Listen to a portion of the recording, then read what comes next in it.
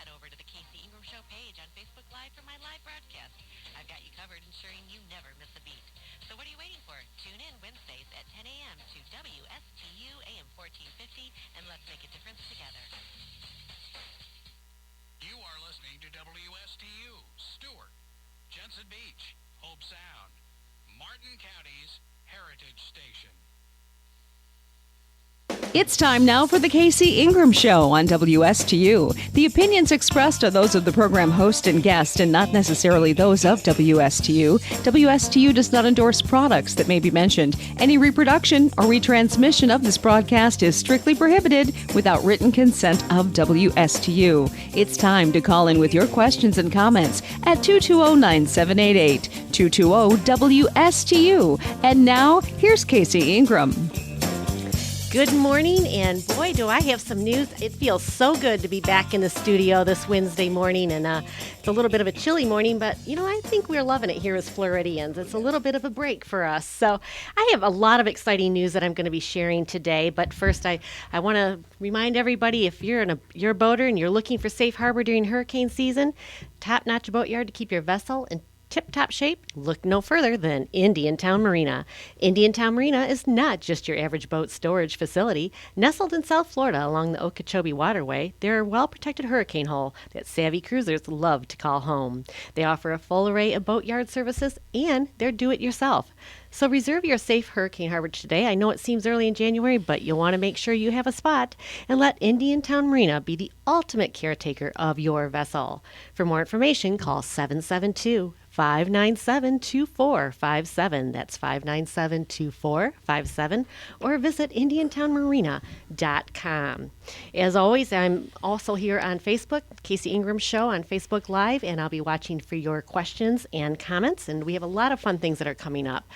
I want to let everybody know I have stepped out of the studio, but still was hosting the show from the Martin County Fairgrounds. But I have chosen to step down from my role as executive director of the Martin County Fair Association. While my time with the organization provided valuable experience, I'm now focused on pursuing different paths that align more closely with my goals. So that's where I am today, and I wanted to announce I'm going to be expanding the Casey Ingram Show. So my guest today will be guest on the expansion show, because we really want to have a focus, and it'll be a podcast coming out on Rumble in the end of February, and it'll be the Casey Ingram Show Unleashed. That's right. We're going to be talking about everything and anything politics, and we want to make sure that, there's a lot of things that are going on today in the world, and especially with the political climate, the presidential race that's going on. Folks need to follow the candidates closely, but I think that the average American no longer feels represented by a lot of our candidates. In particular, I know a lot of the Republican members of our party feel that Republican candidates are not necessarily upholding our ideals, and that's what this show is going to be about. We're going to be talking about candidates in particular. We're going to be following these different races and hopefully exposing just to the common American somebody that represents us. I think what's going to be interesting, and a couple of my guests today, and the second one in the second half hour in particular, has been on the inside of the political arena, has worked for candidates, and can tell us a little bit about what happens behind the scenes. So sometimes we may be disappointed with our elected officials.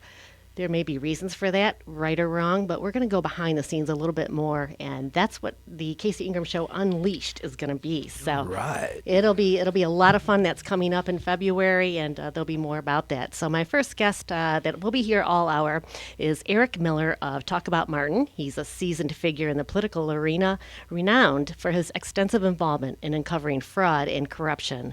With a dedicated focus on bringing transparency to the political landscape, Eric Miller's contributions have made a significant impact addressing critical issues and fostering accountability. Now, here's Eric Miller. I'm ready. Wow. How's that for an introduction? Thank you very much. Listen, I'm excited. This is big news. And, Casey, people, I think you hit the nail on the head. People need to have a safe harbor. People are looking for hope. and your show has been one of those places that people know they can go to and have a fresh perspective, a true and honest voice. It's not a polarized. It either is or it isn't. There's always an in between on both ends of any spectrum, and that's the area that you seem to work around in really, really well. And I have to commend you for it, because you can keep a balance in a very polarized world. So, folks, if you're not listening to Casey more regularly, you should be. Awesome job, Casey. I think you've done a great job. Eric, I really appreciate that, and it is one of the things I watch right now, our political landscape, and let's talk about it's the Trumpism, I call it, the Trump effect. Yeah. Why are so many people following Trump? And my opinion is it's because they don't feel the other candidates represent them fairly. They're more bought and sold by the political powers that be in the parties themselves. Where Trump he's got a lot of issues that come along with him, but he has more support than ever, as you can tell from the Iowa caucus, a landslide. A record amount of people supported him. And I think it's because the average American feels like he's not bought and sold. You might want to throw a little, I have a fear factor there too with the word retribution. And I think it's funny that he's making statements about it. Donald's smart enough to know that you need to get out in front of things and use the word before it's used against you. And it was smart of him tactically to do that, because I think he may even sense that there is a high degree of inertia and kinetic energy behind his supporters and candidacy that have this, I want Donald to go in and bludgeon them when he gets into office kind of attitude. And if that's what the voters' attitude is, then we really, really have a much bigger problem than Donald Trump, Joe Biden, Democrat or Republican in this nation. And I think that we're almost there. Things are coming. Anybody with any sense about them or any acumen of intelligence can just feel in their environment that there something big, something is about to break. And all of the naysayers that say it's too big to break, I'm sorry, but I hope you're not standing under it when it falls, because it's not pretty. Amy Pritchard, appreciate you tuning in. She's a Martin County School Board member that we've had on the show and always support. She's absolutely been wonderful for our school community and the community in general, so I appreciate you tuning in. Eric, I couldn't agree with you more. Right now, I think that we are in really frightening times, and Americans need to stand up and really pay attention to what's happening politically to our whole system and to our country. Right. And it's the average American. There's so many things, even this last 4 years. You take the border, it's just been disseminated, and there seems to be very little coverage about it. It's the media is definitely a bought and sold, and it's just a mouthpiece for right now. Well, it is, and I think these are some of these things are becoming more and more apparent and evident to people who otherwise would have been looking at us 5 years ago saying that we're conspiracy theorists, and that's why we're focusing at TAM, at Talk About Martin, about things on a local level, and you have focused on things at a local level too. You've left the Republican Party, you've joined the independent ranks, and it comes down to the question then, if these things are so big, are so systemic, are so bad, are happening at such a large level, what then can I do? And the only things that you can do is what is in your power to do. People need to be their own example, if only by leaving a Republican or Democratic Party because they no longer represent you to become an independent. Then that is one step that you take, and as others do it too, you become a larger collective. And I'll tell you something, folks, you've done it here in Florida, because 27% of all eligible voters in Florida are Republican, 26% are Democrats. Well, what does that mean? A larger percentage are not registered in either the Democrat or Republican Party. crazy. Well, looking in New Hampshire, it's coming up with the next primary state. They have more independents registered than Republicans or Democrats. Right. Same thing is happening there. This isn't an issue that's just Florida, it's nationwide. Yep. And I think too that's why we start finding new leadership, like people like Amy Pritchett, who is tuned in. You said she, one of our school board members, and I'll tell you, we've actually gotten response from the school district on a post that they made yesterday, where they're having a complete awareness month of Black History Month for the students in the district. And my initial thought to that, and Tam, we talked about it, we looked at it, and we said, this is wrong. Why is there a whole month that has to be put forward on Black history? Now, don't start calling me racist and saying I'm an oppressor and a white supremacist and all of these wonderful things, because I'm not. That's the last thing that I am. But when you compare it, and let's say there's an inequity that might be taking place here. I'll use some of the words that are being used right now that might be pushed or in your comments section at this point. Well, it's an equity thing. Well, if it's an equity thing, then why do we only have 1 week for the Constitution within the school system? Why do we only have 1 day of recognition for veterans? And a whole month? Now, that seems a little inequitable, if you ask me. And I made that point on their Facebook page, and they offered to discuss it with us and see what types of things might be able to be done within the school system to change it. So when people start or not to change it, but to look at it from another perspective, to have another lens to look at it through, not to push it from one way or to pull it from another, but try to return things back to a palatable platform that we as a community of people can all do. But that happened because I, as an individual, decided that I was going to politely and intelligently comment on something, and it garnered attention. I stood up. I spoke up. I wasn't belligerent. I didn't have an attitude. I wasn't being a bully. Okay? It was a factual point that as adults, I hope we all have realization of what reality really is these days, because the lines are really beginning to get blurred, and I'm afraid that they're going to get blurred even more and more as the days go on. So we need, as a community, to stand up for ourselves and for each other. Lead by example. We absolutely do need to stand up, and that is what my show's about, Eric. Is I'm not trying to promote the far left or the far right. I'm trying to promote the average American and what we want and what's best for us. And I think that we're getting left behind, in the dust with politics. And if we don't speak up, if we don't really start paying attention to who we're electing, look, the Republican Party of Florida, who just had to step down, the head of our Republican Party of Florida, the Ziglar's folks. That's embarrassing. She was one of the founders of Moms with Liberty. Yeah. Which is a group I completely supported. We're going in and making sure that we're getting books that are inappropriate for the age of the children, removing those if they were inappropriate for that age. But my gosh. Yeah, and she gets okay. Well, there's a lot to unfold there on that one.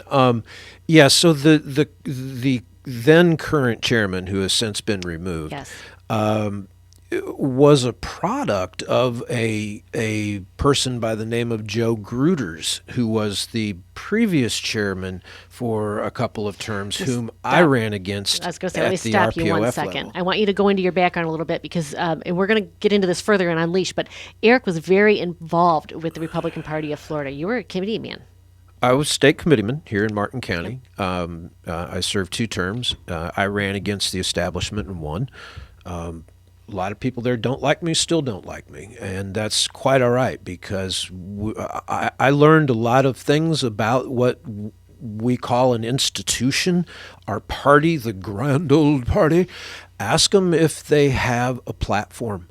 Where is your Republican state platform?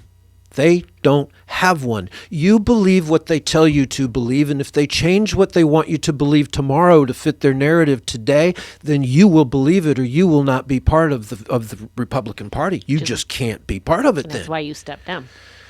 Well, that's why I ran against the establishment. I did leave after my second term. I felt that I had done all of the good I could. I took a lot of hits by being there because I, quite honestly, exposed a lot of things and PO'd a lot of people that didn't want their feet stepped on. But hey, but anyway, let's enough about me. Ziegler, who just got charged with sexual assault, had to step down. He is a product of the previous chairman. It's an inbred system to begin with. It's a crony inbred system, and Joe Gruder's now senator is wanting to run as the national committeeman to represent Florida at the RNC level, at the national level, and he's running against someone you may know, Mr. James Campo. Yes. Okay, and James Campo is now the individual that is in the seat that I had at previous times. Right. So anyway, Joe Gruder's Mr. Ziegler had to resign because he and his wife had a tryst, a little threesome, with some hot little bunny out there whose name still hasn't really been disclosed. I'm finding this whole thing to be real interesting. No one's denying, including Ziegler, that he had this threesome. Right. And Bridget, who is on the school board, the whole thing became scandalous because the third in this called the cops to accuse Ziegler of sexual assault because Bridget didn't show up for the little tryst and he wanted to continue. Okay, well, guys, when you're in that position, it's like you said, it's the hit that Mothers for Liberty took. It's the hit on the armor of that veneer that the institution that once held something for integrity and meaning of the RPOF, Republican Party of Florida, the third largest Republican state in the Union, in the greatest country in the world. Right. In the world, you think about what that institution really means. It's huge. And to play those kind of games back there, to put Moms for Liberty as one of the founders in the crosshairs, it's crazy. But we're going to start a T-shirt campaign that says I was in it for Bridget. That's evidently what this young lady said. She said I was mainly in it for Bridget. So the whole tryst on this, it becomes feed and fodder for the politics and brings things down. Well, our politics have become just salacious stories. Somehow we have to get back to just good people with good hearts, with good moral and integrity that wants to uphold our Constitution. And, I feel like on both sides, it's whoever can be the most salacious and the loudest, and they go out there and try to get the most media coverage by being just that so that they get votes, and it's working. That's why, as Americans, what I fear, Eric, and I tell people this personally. I look at the world, look at the history of humankind. What world power has survived? There isn't one. There's always a time for a next one. Folks, I don't want that to happen because we are in the world's superpower. We're in the best country in the world right now. We need to make sure we keep that going. And that's why I just feel like we really need to speak up and work together as Americans. And us average Americans, we do vote, and we need to know who we're voting for instead of just following media headlines and following clips and little sound bites. Exactly. Does it make sense to bring in a newly converted realtor and elect them and make them your mayor in a city and then scream about too much building? Right. Give me a break. Look at who you're hiring. You do need Here you got Mr. Dukas Teakum that used to be a process server, runs for Stewart Council, now is a realtor and promotes overdevelopment. What do you expect? You need to look at who you're voting for. And speaking of that, Eric, I want to let you know we are going to have the Meet Your Candidates series starting back up. Next week, I'm going to have Michael Circus on, and there's a couple new candidates, and one of them just reached out that actually will be running for seat 4 in the city of Stewart that I'll be having on the show. So that's a really important series. And, folks, it gives you the opportunity to ask any questions you want because I have it here on Facebook Live. You do need to type your questions in. We don't take calls because sometimes the other campaigns want to sabotage with with their own phone calls. So we do make you write them. But it is a good time to reach out to the candidates, find out their platform, and that's going to be happening as well. But, Eric, to your point, know who you're voting for. And know the system that's being used that you're putting them into. Right. Everyone thinks that they just drop them into a fishbowl and they get to make decisions and anything can happen. And that's the furthest thing from the truth. That's why I like Michael's approach to this. He understands the boundaries of the system. He understands how the system's inadequacies are put together, because you have to have boundaries, rules that we all play by, because it's a big game that we play, and if we don't have rules, then we have mayhem. So the rules that are put in place to govern how your rules, folks, that are really sometimes oppressive, come into power, aren't always the outcome of decisions that your commissioners or your council people make. Because I would venture to say that if you did a study and you looked at Martin County or any of the more active counties, that 90+% of what happens as quote unquote business at any one of their official meetings is staff driven, meaning it comes out of outcomes of, you have to do this because it says, you have to do this because you agreed to the grant that said you had to do this sustainable function. 90% of it isn't even generated from their own thoughts. If I was paid every time I heard a commissioner say grant or staff recommended this is why I'm voting for it, I always said, why do we need commissioners if we're just taking staff's recommendation all the time? We need somebody in office who's actually going to read through what they're voting on and understand it, instead of just taking staff's recommendation. Otherwise, it's absolutely pointless. But there's another system behind that, Right. And your staff here is the same as the staff somewhere else, because all the rules that make the staff are all the same. And they go to the same colleges, the same places of sustainable and urban development. They get their degrees in the same way. It's a mindset nationally and now internationally on how this is all supposed to be done. And it's a little machine that runs you, and everyone thinks that they're living in a free society because they elect people and everybody gets to make their choices. No, you don't. The system is running us, and the system is about to have some very, very big problems. It is, and that's locally all the way up through Washington, Yes. D.C. When we talk about staff, Exactly. The staff, they're kind of in the shadows. We don't really know who they are for the most part, and they're not accountable to the voters. And the other thing is, they stay there from elected official to elected official. So when a bad decision is made, it's the elected official that actually takes the fall for that. But the staff stays there. They're still there. They're still that person making the recommendation to the next elected official. So at some point, I look at our elected officials and I'm thinking, you get some notoriety and you power and a lot of people following you, but how powerful are you really?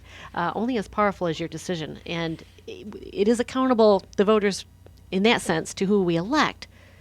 But we need to realize who's behind our elected officials. And that's why it's important to have a strong elected official that can stand up and really vote on what they feel is right or wrong. Now, I say that, Eric, and here's something I want to get into on the Unleash section. And there was a home rule legislation last time that almost passed through the entire legislature without any opposition, and that was the Live Local Act. Mm-hmm. It did pass through the Senate without any opposition, and I think it was just 6 representatives, House representatives, that voted against it. But behind the scenes, our elected officials were really told they need to support this, or there'll be other repercussions to the community. And that's the things that people need to know as voters, that what do we do to correct this system? It's really a tough thing. I mean, I think that our elected officials were put in a position there, and we got to take a break, and then we're going to come right back. So hold that thought, Eric. We're also going to have Shayne Snavely, who very, very much is appropriate to the topic. The Transparency Project PAC.org is one of his organizations, and we'll be right back.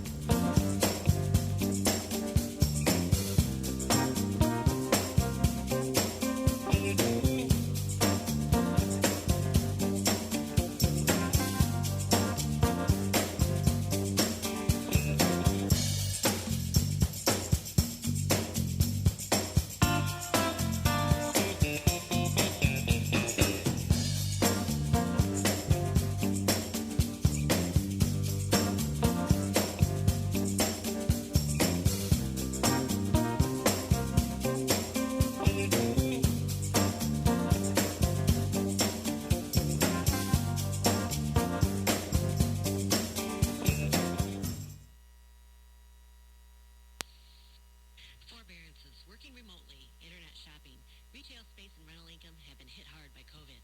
If you're looking to restructure your debt, obtain financing or equity, Commercial Mortgage can help you out. Tim Mullen at Commercial Mortgage has been providing debt restructuring services since 2003. Tim never charges a front fee and all consultations are free. Tim only gets paid if he provides you a debt workout.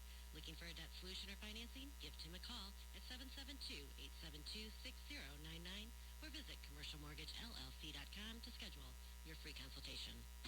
Attention boaters, are you looking for a safe harbor during hurricane season or a top-notch boatyard to keep your vessel in tip-top shape? Look no further than Indiantown Marina. Indiantown Marina is not just your average boat storage facility. Nestled in South Florida along the Okeechobee Waterway, we're a well-protected hurricane hull that savvy cruisers love to call home. We offer a full array of boatyard services or do-it-yourself. Reserve your safe hurricane harborage today and let Indiantown Marina be the ultimate caretaker for your vessel. For more information, call 597-2457 or visit IndiantownMarina.com. You are listening to WSTU, Stewart, Jupiter, and Indiantown, Martin County's Heritage Station.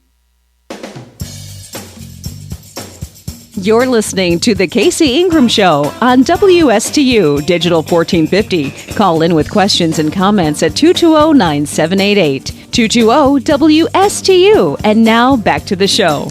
All right, in a minute, we're going to have Shayne Snavely joining the show. But first, Eric, I know you're just dying to comment before we went to break. Well, it is important that you know who you're voting for, and it's equally as important to know the system that you're voting them into, so that you know whether or not they're actually doing what they're supposed to be doing. Not what you want them to do, but whether or not they're actually doing what they are supposed to be doing. And there's so much veneer out there on the political end of things that you know, when the curtain is you pull it back and you actually watch the sausage being made, you want out. It is, and it's one of the reasons why I haven't ran for Congress or a local position either. It's a tough system. You're one voice in it's just a little tiny cog in the wheel. Yeah. And, you know, on the show here, I really feel like we can offer so much more and reach so many more people because we can share what we feel like. And for example, I spoke with a congressman, not our current one, but a previous congressman. And one of the things that disappointed him most when he was elected was I went into Washington, D.C. I was young, I was energetic, and ready to make changes. And when he got there, he was with the Democratic Party, and he said, 90% of my job is fundraising. If I don't raise enough funds, then they're not going to support me in the next election. So they're just handing them bills as they walk in to go vote. Well, your committee selections, the committee that you serve on is based upon how much money you raise for the party. And this is the things we're going to talk about on Casey Ingram Show Unleashed. You know, I think the Americans really have to understand this process. And I'm learning about it too, folks. I'm learning with you because it's something that's so disappointing. The more I learn, the more I find out. Part of me says, how do we ever overcome this? What is my voice going to matter? And I think it does if we collectively understand as Americans. So that's what I hope to do there. On the phone right now, if y'all remember Shayne Snavely, he was on the show previously. He spoke about the red flag laws, and he was dealing with a senator in Virginia, Senator Amanda Chase, who since did lose her reelection bid. But Shayne Snavely is a service-connected Army veteran. He has been a state and federal government contractor for many years. He started and ran many businesses over the last 30 years, and he was team lead and senior legislative aide to Virginia State Senator Amanda Chase for 14 months and helped run her 2021 bid for Virginia governor. After Senator Chase lost the convention, he then supported and worked to help Governor Glenn Youngkin, Lieutenant Governor Winsome Sears, and Attorney General Jason Murray get elected. He was senior advisor to Virginia State Senator Bryce Reeves until the end of 2023. He is now working on numerous political projects on the state and federal level. He is founding partner of Rainmaker Strategic Partners, a campaign consulting company, and Executive Protective Services, a personal protection company. He can be followed at Shayne Political Operative on Facebook, the Transparency Project PAC.org, and Rainmaker Strategic Partners. And now let's welcome Shayne Snavely.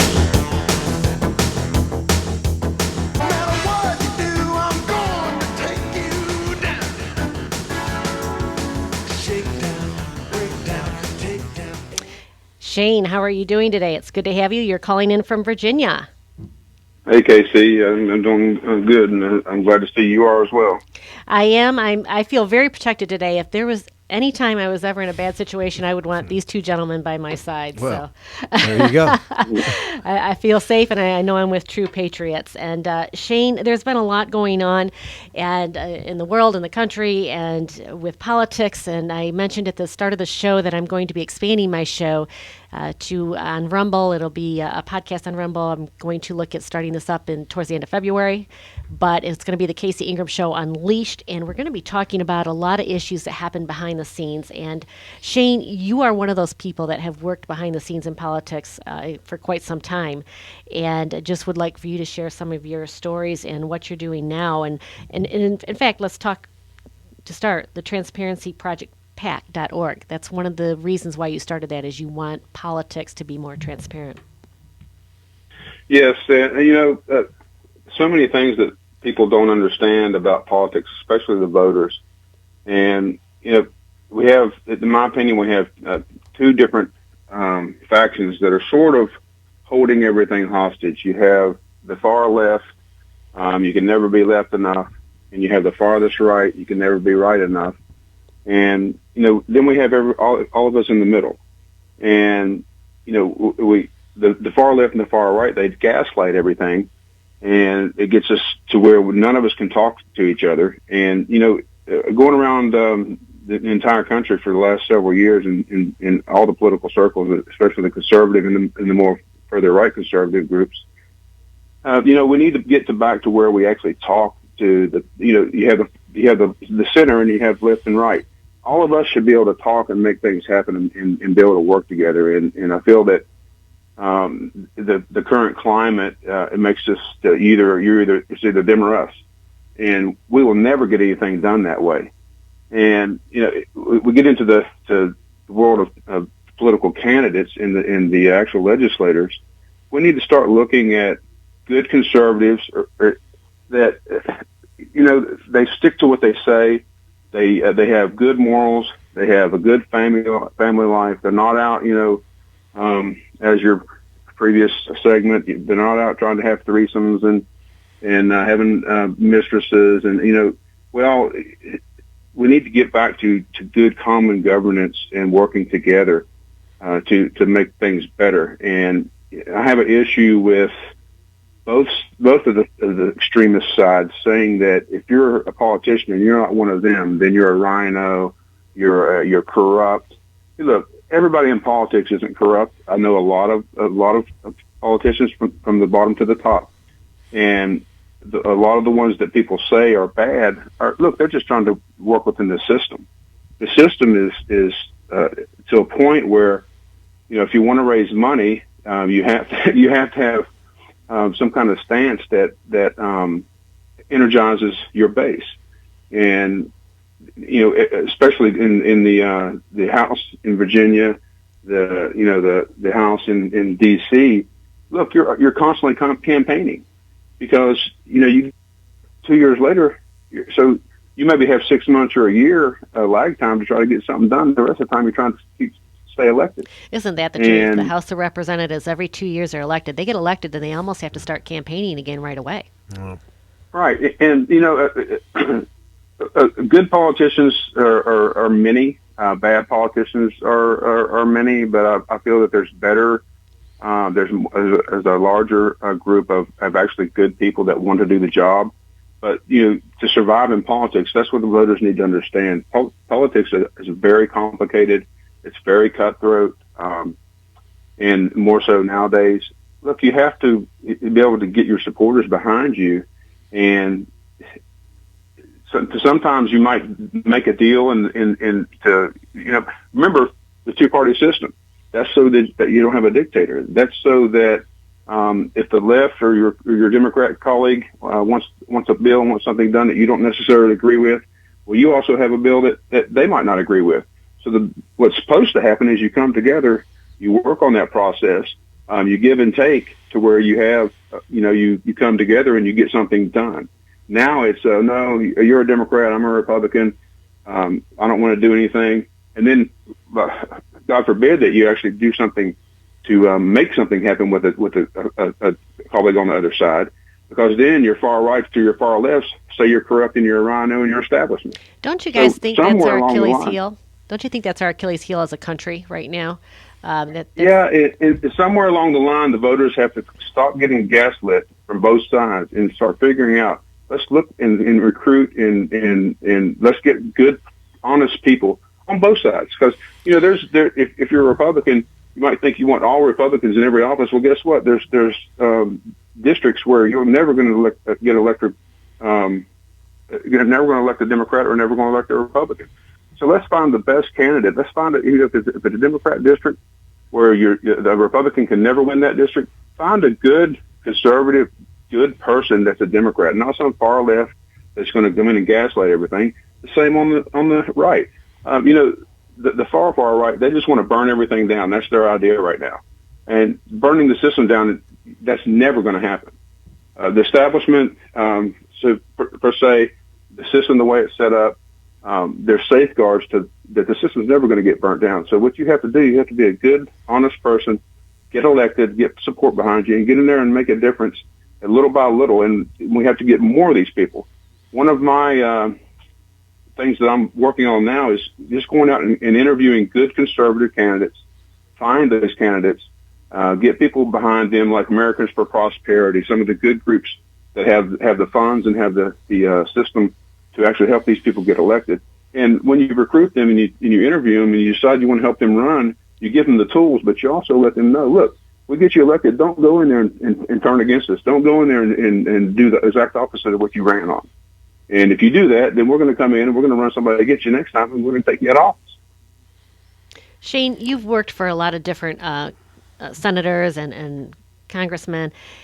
What are you seeing behind the scenes? I mean, it's easy to say get in there and do the right thing, but I talk to so many of the elected officials, and sometimes I actually feel for some of them because they get strong-armed into having to vote one way or another, then they lose their party support. And when that party stops supporting them, the funds stop coming. It's a very tough thing to overcome. And we as Americans, there's so many, I think at the end of the day, how do we reach the Americans and make them realize, stop just reading headlines. Look at the candidates. Look what's happening behind the scenes. Ask the tough questions that might be tough for you. I mean, I don't know how to reach the vast majority of people. I don't know if it's because we're in a society where everybody's so busy and we're just looking at the headlines over a cell phone. But it just, right now, I feel like our country is just steamrolling ahead. And these two divisive sides on the left and the right are taking control of the narrative. And where and how do we take that narrative back? It'll be taken back on its own. What percentage do you guys think that Kennedy's going to take on the independent? That's an interesting role? one. Because if Perot took 16%, 12%, something like that. I know. I'm betting Kennedy is up 28, 32%. I absolutely think so, because if you think about when Perot ran, there was far less independents registered. And now we were just talking at the beginning of the show how many more people, including myself. Now, I did just switch my party affiliation back to Republican. I am in a county where if you're not registered Republican, you don't vote, basically. So you need to be in the primary. In the primary, that's right, in the primary, and those are coming up. But I have my very conservative values, but at some juncture, if you disagree with what is happening with your party and the direction it's taking, and that happened with me. A strong independent movement, a Le Pen moment like they had in France, where you could actually get a 30, 40%, enough of a swing vote that you could start putting independent coalitions together within Congress that could now be a 10, 12% block of Congress. You now can be the controlling block of the vote. The independents are going to have to be the growth that comes back in. What do you think of that, Shayne, RFK Jr. Independent bid for president? I'm that's complicated. Well, I leave think, his personality out of it. But. Over the, in politics, a day, a week, a month, 6 months, everything changes. And I think that this is still a shakeup. I think it's a shakeup in the Republican Party. Really, even with President Trump, I think that things could change overnight. He's in the lead. He has a lot of good support from the conservative base, but Nikki Haley's coming up. DeSantis is still in the race. I think it's just still open to just watching and seeing what happens. But It is. It is a political climate, and as Eric mentioned too, I'm not talking about RFK as a candidate himself, but just the fact that there's an independent movement afoot. Well, I think the independent movement, this is tried and been tried many times. I don't think that we're there on an independent, viable candidate at this point. I do think that if we got back to our conservative, knowledgeable voter that actually knows what they're voting for and knows who they're voting for, I think the two-party system is still okay. The problem is the voters. You're going to work, you're taking care of your kids, you're coming home, you have a few hours of downtime. The voters aren't engaged. The voters need to start. If we have a major movement in this country, what I'd like to see is a voter engagement movement where the voters actually know who they're voting for, know their stances, know the skeletons in the people's closets, and look, and then when they get elected, hold them accountable. It's only a lot of these positions are only 2 years. Look, if they don't do what they said they're going to do the first 2 years, get them out. Stop re-electing them. What do you see behind the scenes, though, Shayne, with people once they get elected? And I see a lot of candidates have that heart as they come through my studio. I have a Meet Your Candidate series, and they're all gung-ho. They're going to make a difference, and they're going to stick by their guns. But then they get elected, and there's just a bigger power and a bigger force that all of a sudden they realize they were just one little tiny voice, and if they don't commit to whatever the narrative is, they're not going to have the support for re-election. What do you see with that behind the scenes in your positions? You've worked with a lot of different elected officials. I'm sure you've seen those kinds of conversations and votes that they've had to deal with. Well, I've been in the room in many of those conversations behind closed doors. And I can tell you this, from that point of view and from the inside, I know of a lot of very good politicians that people think are corrupt and bought off that aren't. But they work within the system. You'd be surprised at things. For instance, what Senator Reeves gets done. Senator Reeves gets a lot of things done, but he gets a lot of backlash for it because they said, well, he sold out. No, he didn't. He worked within the system and did the best he could to get the best bill passed possible. And I think that's something the voters don't understand. There's a lot of metrics just to get a bill to the governor's desk, and then you got to get the governor to sign it, is a monumental task. You have to go through committees, you have to go through finance, you have budgets. It goes to the House, and it comes back to the Senate. And there's so many complexities to this that I think that's what a lot of people lose sight of. They think a politician that goes in there and works with the establishment or in the establishment is corrupt.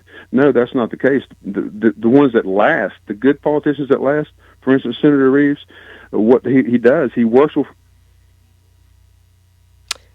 and we just get the best bill passed to help, to help Virginia. Otherwise, if he just bucks the system, say for instance, Amanda Chase or the far right, they come in and they want to buck the system, blow the system up. Well, guess what? You're going to be the outcast because you're not doing anything to help the party, putting in bills that are never going to get passed, that are so radical, just to make your base feel good about it and make your base think that you're working for them is not a good legislator. A good legislator goes in, sees the system, understands how the system works, and works within that system to get the best things they can get done. And that's why I do have a lot of problem with a lot of good politicians getting labeled rhinos, getting labeled establishment because they do something, or for instance, work across the aisle. They work across the aisle with somebody, and then now they're establishment. Now they're bought off. No, they're working in the position the best they can to do the best job they can. And it's a pretty crappy system in a lot of ways. And to navigate that and to be successful is a monumental feat in itself. It is a tough system to navigate, and I think you agree with that as well, Eric. I can tell you. Oh yeah, completely. It's not what it's. You watch the sausage getting made. You don't want to eat it anymore. Right. Right. Well, keep in mind when you get elected. Most politicians get elected with 51%, 52%. I mean, some in the local levels and in some state house and stuff, you might win by 60, 70%, but that's an outlier. Most of the time, for instance, Governor Youngkin, I support Governor Youngkin. I think he does an excellent job navigating the system the way he's navigated. He's done excellent, especially for somebody that came in and was never in politics. But 51% of the people like him. 50%, 49% didn't vote for him. 48 point something, 49% didn't vote for him. So there's another dynamic that you have. You're always going to have people, no matter what you do, they're going to say you're corrupt. They're going to say you caved. They're going to say you didn't do your job. But they're not in your seat, and they're not. And most of the people that throw all the backlash, they've never been in politics. They don't know what goes on. They don't know the grueling the things that you have to do just to try to survive and do good for your district.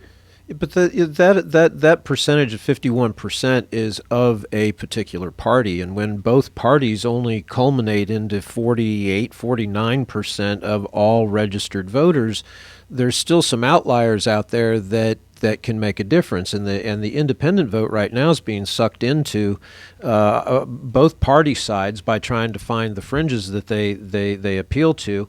But instead of trying to run an independent president, we should be trying to run an independent party or an independent at local levels every chance we can get, and work from the grassroots up, not from the top down, because you need to cut the head off of this beast called the political party, and they need to be replaced with a different paradigm, because the two-party paradigm is not working. It is completely out of balance, and it's causing a lot more grief than it is good. We need a new voice, a new paradigm, a new group of people to get in there outside of both parties at a local level. You know, I'm not even trying to focus at a state and or a national level anymore, because it's a lost cause. There's no effect. The most we can affect now is at our local level, in my opinion.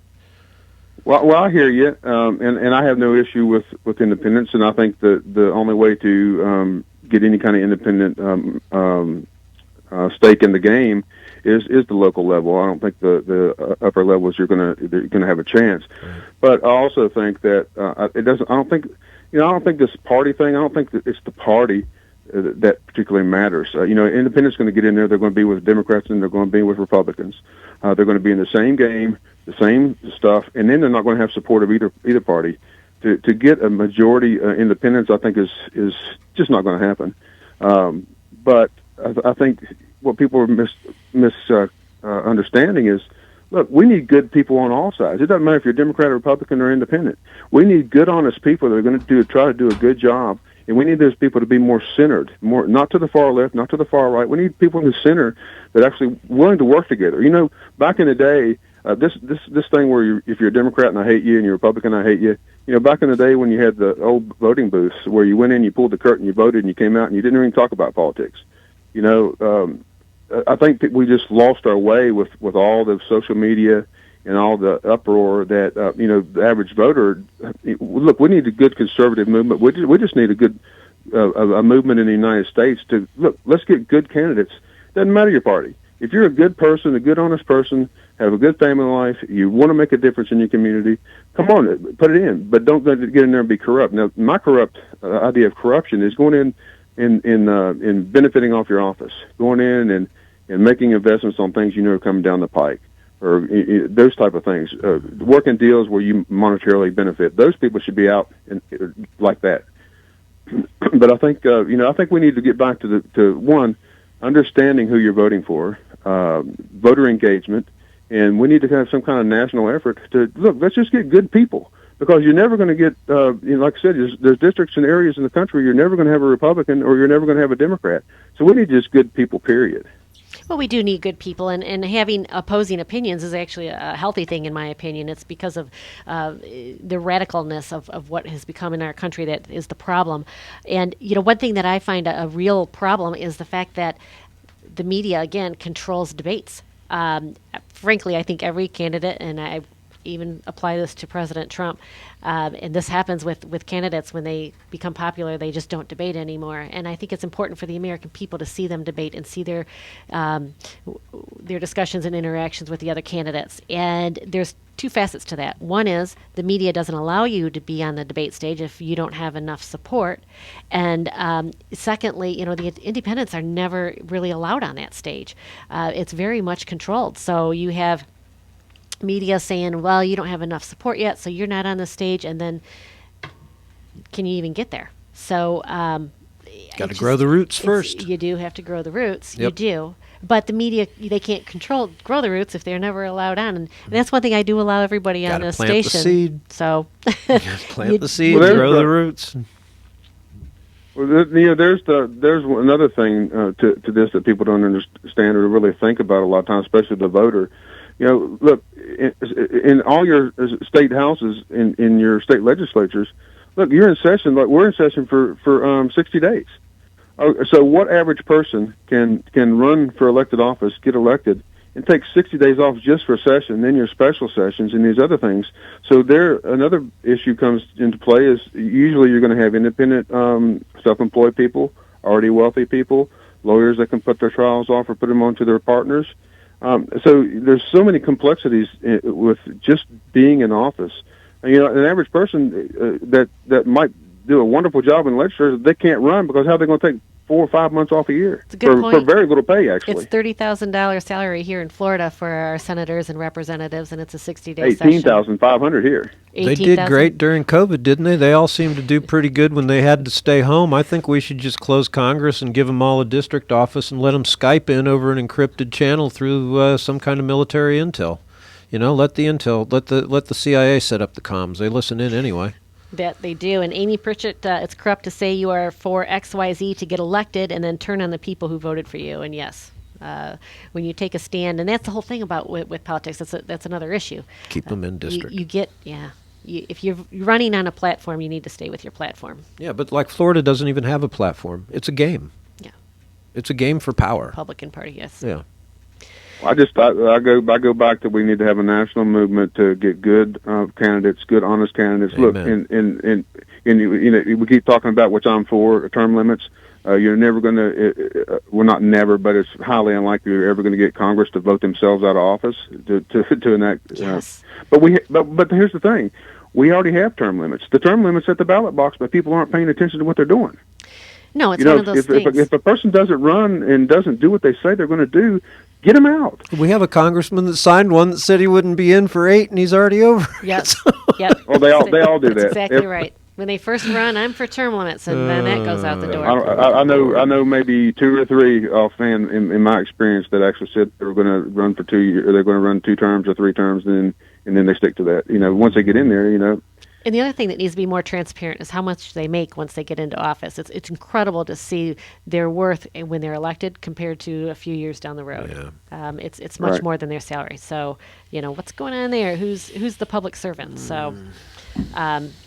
Shayne Snavely, we only have a couple minutes left here, and Eric Miller, talkaboutmartin.com. That's local politics, folks. Talkaboutmartin.com, and Eric is here. He's really one of the best watchdogs in the community, in my opinion. Uh-oh.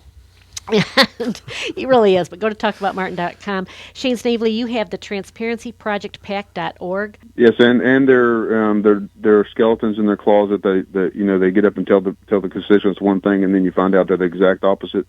The hypocritical aspects of politicians. Look, when you're running and you're a legislator, tell the truth. Start telling the truth more, because that's another thing. People need to start holding them accountable for what they say. The transparencyprojectpac.org. Hopefully that's something that's going to be nationwide, and I think you are working on that, correct? Yes. Yes. Absolutely. Next week, we're going to have Mike Circus on, Meet Your Candidate, and he is running for District 4 County Commission against Sitting Commissioner Campy. So that'll be a really good topic. He's been a previous guest. I will see you then. Wednesdays at 10 a.m. We're back. And Eric Miller, Talk About Martin. Always a pleasure. Thank you. Thank you.